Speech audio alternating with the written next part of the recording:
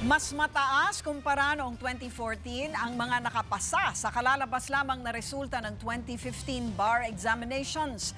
Top-notcher sa kanila ang 26 anyos na graduate ng University of the Philippines. Umaksyon si Fritzy Cabial.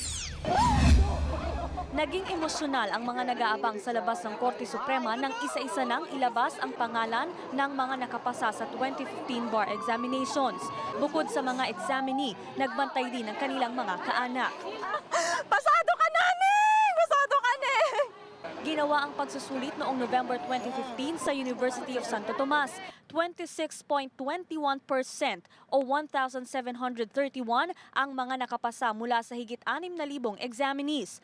Mas mataas ito sa 18% noong nakaraang taon at pangalawang pinakamataas na passing percentage mula taong 2000. This year's passing average is 75%. No adjustment was made.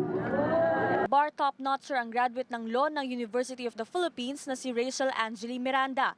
Nakakuha siya ng 87.4%. Nahirapan daw si Miranda sa exam kaya hindi niya inakalang mangunguna siya. May friend ako na minessage ako sa Facebook na top 1 ka. Tapos parang ako, okay, joke ba to?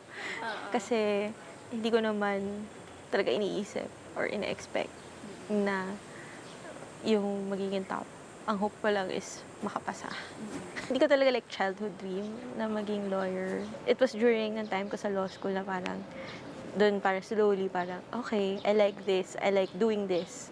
Maybe I can do this for the rest of my life. Graduate ng journalism sa UP si Miranda at nagtatrabaho na noon sa isang pahayagan nang maudyok ka ng mga katrabahong kumuha ng abogasya. So yung parents ko parang gano'n, oh, kung gusto mo mag-lawyer, di supportahan ka namin, gano'n. Pero they weren't really naman pushing na maging abogado ka. Sa ngayon, nagtatrabaho na si Miranda sa isang private law firm. Sumunod kay Miranda sa may pinakamataas na grado sa bar exams ang mula sa University of San Carlos na si Athena Plaza. 3 pang mula sa UP ang nakakuha ng highest ratings. 3 rin mula sa Ateneo de Manila University. 2 sa San Beda College, Manila, at tig-1 mula sa Xavier University at Bulacan State University. Ang top 8 na si Jeka Hasildo ng University of San Carlos, tuwang-tuwa nang matawag ang kanyang pangalan. Hindi lang siya expected kasi nahirapan ako sa exams, especially sa last Sunday. So, yan. Ano yung pinakamahirap?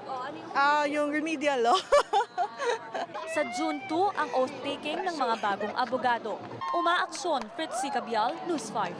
Be sure to come back. Use 5 everywhere. Copyright 2016.